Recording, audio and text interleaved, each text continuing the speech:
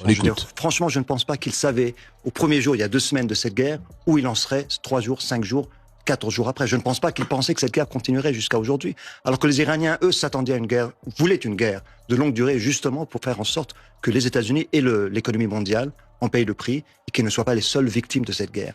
Et vraiment, donc, là, on est dans un monde totalement unique, une situation unique.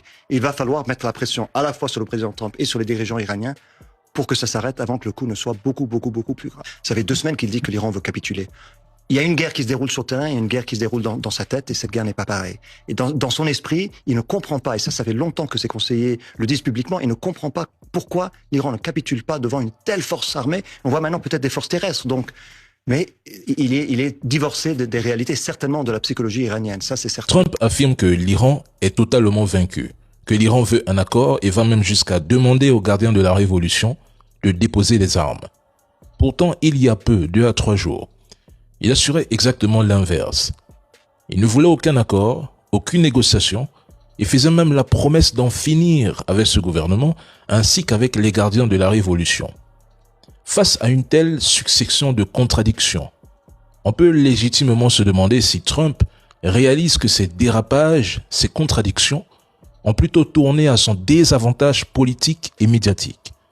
Au même moment, le porte-parole du ministère iranien de la Défense tient un discours totalement opposé. Selon lui, l'Iran ne cherche aucun accord avec les États-Unis et affirme, au contraire, que l'armée va intensifier les opérations en utilisant des armements améliorés et plus sophistiqués. Autrement dit, pendant que Trump parle de victoire imaginaire, d'accords et de reddition, Téhéran annonce l'escalade et la poursuite de la guerre. À travers cette guerre, Téhéran a montré au monde que Washington n'est pas en mesure d'assurer pleinement la protection de ses alliés et ne voit absolument rien. Plusieurs bases américaines ont été lourdement endommagées. Plusieurs radars neutralisés. Des avions US se sont écrasés dans des circonstances floues. Des drones ont été abattus. Pénurie d'intercepteurs. Des pertes sont évoquées sans que des bilans précis ne soient rendus publics. Le contrôle total du détroit d'Ormuz reste toujours hors de portée. On écoute. Social. Il appelle les autres pays, de nombreux pays, ceux affectés par la tentative de fermeture du détroit d'Ormuz par l'Iran, à envoyer des navires de guerre conjointement avec les États-Unis d'Amérique afin de maintenir le détroit ouvert. Il cite notamment la Chine, la France, le Japon, la Corée du Sud, le Royaume-Uni. Moi, c'est le début de votre phrase qui m'intéresse. Donald Trump appelle. Il n'a appelé personne jusqu'à présent.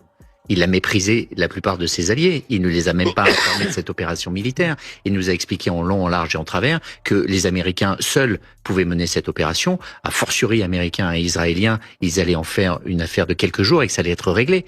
On voit bien un Trump qui commence à prendre la mesure de l'ampleur de l'impact de ce qu'il a créé en déclenchant ce conflit. Et vous avez un Trump qui, en quelque sorte, appelle non pas à la rescousse, mais à l'internationalisation de ce conflit, parce que seul, il n'arrive pas à jouer sur tous les leviers. Et il pense, en impliquant tout le monde, que ça va faire baisser la pression et sans doute permettre de trouver un accord et d'en sortir, parce que c'est son obsession. Comment on en sort ? Donald Trump affirme avoir détruit 100% des capacités militaires de l'Iran, soutenant que Téhéran n'est plus capable que d'envoyer 1 ou 2 drones maximum, ou de lancer quelques missiles à courte portée, pas plus. Si l'Iran est vraiment réduit à néant militairement, plus de missiles, plus de Air Force, les radars sont KO, les usines de missiles et de drones sont rasées. Les États-Unis ont gagné la guerre. Il ne reste plus rien. Alors pourquoi faudrait-il une coalition internationale de warships pour sécuriser un détroit face à 1 ou 2 drones comme il annonce? Pourquoi vouloir poursuivre la guerre et conclure son texte par « D'une manière ou d'une autre, nous aurons bientôt le détroit d'Ormuz ouvert ». Parlons du détroit. L'Iran a-t-il bloqué le détroit d'Ormuz? Non. Des centaines de mines ont-elles été jetées dans le détroit? Non. L'Iran a simplement précisé que le détroit reste ouvert, mais qu'il est interdit aux pétroliers et navires des ennemis de l'Iran et de leurs alliés de forcer le passage, et quiconque le fera verra son navire détruit. C'est le message iranien. Autrement dit, l'Iran a fixé ses conditions. Tout pays jugeant qu'il vaut mieux négocier le fera, et c'est exactement ce que font plusieurs pays européens. Ils négocient parce que Donald Trump a perdu le contrôle.